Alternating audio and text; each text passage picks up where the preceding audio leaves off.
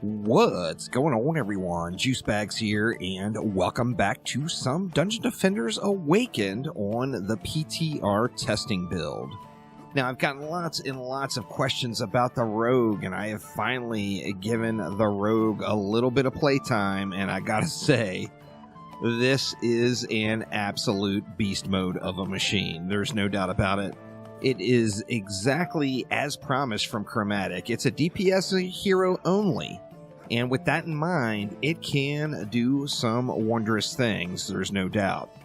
Now, in addition to that, in my opinion, the Rogue has probably the coolest looking character model of all the characters in the game. That, of course, is my opinion on it, but, you know, looking good sure doesn't hurt things.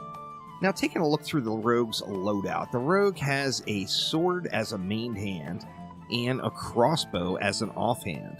So with that in mind, you can do melee attacks, you can do ranged attacks, depending on what you're feeling and what situation you're going to be in. Now, since the Rogue is not a building hero, the Rogue is affected by armor. So you see fortified power, range, and rate, those builder stats. These stats are going to affect the Rogue's devices. The Rogue's devices are going to be the arcing device, deals damage to marked targets and stuns them for the duration. The noxious device continuously deals damage to marked targets and ensnares them for the duration. This is a poison type effect. The arcing device, of course, is an electric type effect. This poison effect is like a dot. It's just putting on some poison damage on them that will tick away.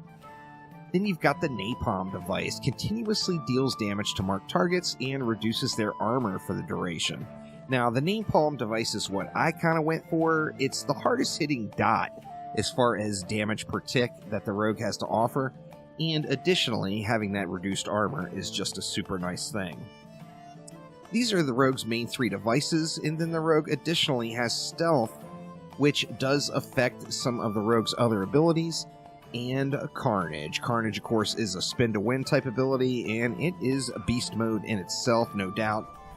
Carnage is without a doubt a lane clearer and can do just an enormous amount of damage in a very short amount of time, and it's AoE, y'all, so you're going to be just rolling right on through the packs with your spin-to-win, wrecking up all the bads. Now, what are the Rogue's abilities? The Rogue's main two abilities are going to be Swift Assault, which is kind of like a charge or dash forward, and then Disengage. Both of these do damage as well. You see the Swift Assault, dash forward, and attack nearby enemies, applying a Rogue's Mark. If you're in stealth and you use Swift Assault, instead it will throw a knife at the target that deals massive single target damage and applies Rogue's Mark. And then the Disengage throws daggers in an AoE cone in front of the player, applying Rogue's Marks to any hit enemies, then jumps backwards. If you're in stealth and you use it, the daggers deal more damage and pin the enemies to the ground, immobilizing them briefly. So if we take a look at the Disengage here on the dummy, we're going to go ahead and pop our Disengage. You see it did 3.2 million damage there just from the Disengage itself.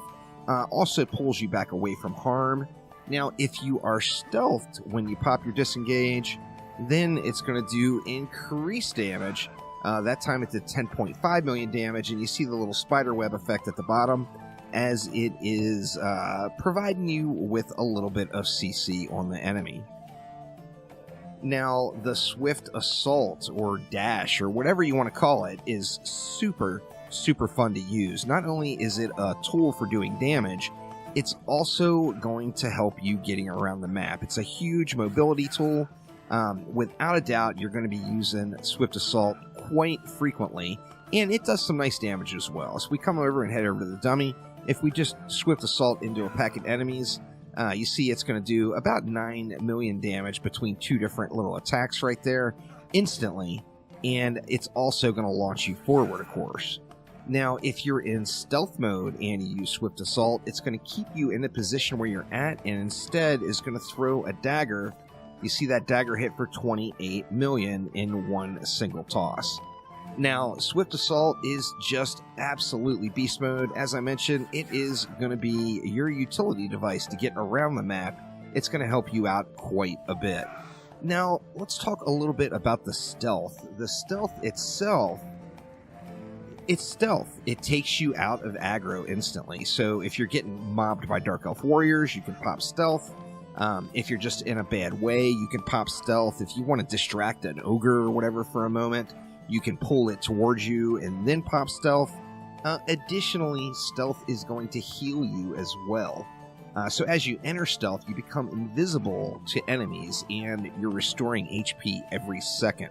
When exiting stealth, you're going to gain riposte, increasing your bonus armor and damage, and then enemies that attack you while riposte is active will be counterattacked. Now, as far as smaller enemies, gobus and orcs and whatnot, this counterattack is going to one-shot them, so it's good stuff there to keep going in and out of stealth whenever you can, but more importantly, if you use it as a survivability tool, it will just be absolutely huge for you. It takes you directly out of aggro, which is, you couldn't ask for anything more.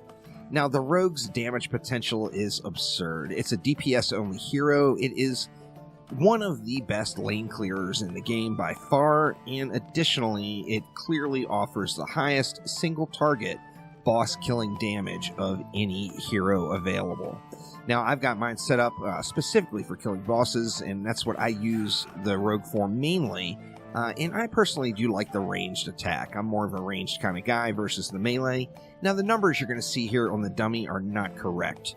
The reason being is we've got these passives now, which are pretty awesome.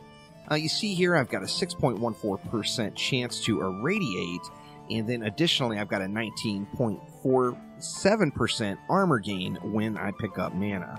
Now, if you look at the tooltip here, now the irradiate here is what's going to throw off that dummy, as it is ticking for an absolutely absurd amount. Is the damage is going to be based off of how much health the enemy has.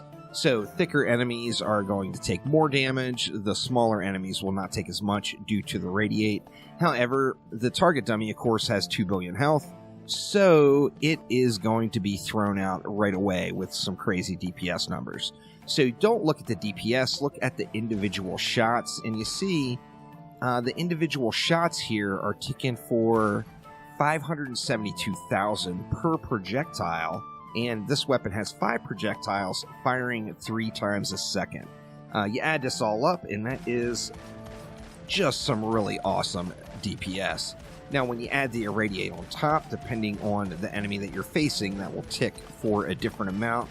However, it is a large portion of the damage you're going to deal, no doubt about it. So irradiate is definitely a super strong secondary or passive to have on the rogue, just no doubt. And then what else? The rogue is going to be in there in the fray and taking some shots. So I chose to stack the HP regen and HP restore on every accessory. These are new passives coming in the episode 1 update when it launches, and they are super nice. So I've got 2.92% HP regen there. I've got another 2% HP regen here, and then another 1.5% HP regen here. So HP regen all the way around is what I've been stacking just to maintain a little bit of survivability. However, I will tell you, there is not a single negative thing I can say about the rogue. The rogue looks good, the rogue's fun to play, the rogue performs like an absolute beast. I think maybe I'd like to see the cooldowns reduced a little bit. It feels like 5 seconds isn't necessarily terrible on the Swift Assault, however, it feels like forever when you want to use it again. And then the Spin to Win ability, Carnage. If you come out of Carnage, that one has a 20-second cooldown. I do wish that that was reduced a little bit lower, however, it's in a pretty good spot right now, and as I mentioned, super fun to play, and an absolute incredible performer.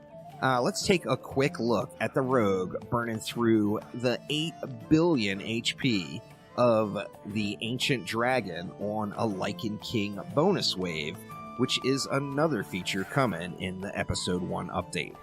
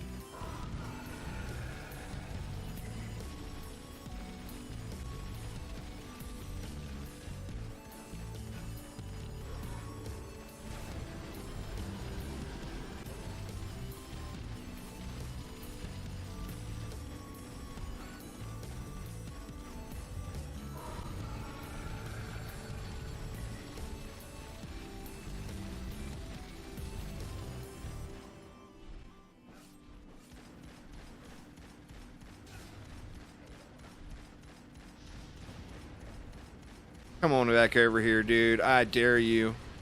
I dare you.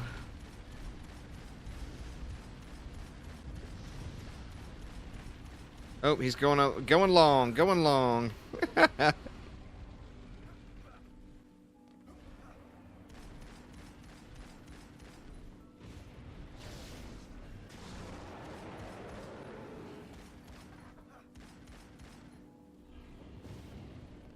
Holding up good.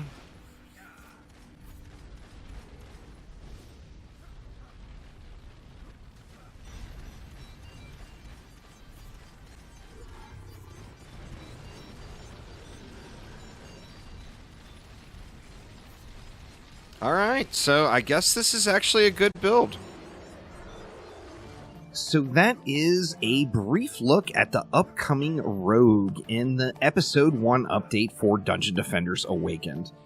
In short, the Rogue looks good, the Rogue is fun to play, and the Rogue dishes out the pain. So it's kind of a win all the way around. Anyone who enjoys having a meaty DPS hero to get out there and blast through things is just gonna love the Rogue. There is no doubt about it. But that will do it for now. Thank you all an absolute ton for watching. Don't forget to click that like button. Please subscribe to the channel. There will be much more Dungeon Defenders content upcoming, and I am looking forward to it. Thanks again, y'all. I will see ya next time around. Take it easy.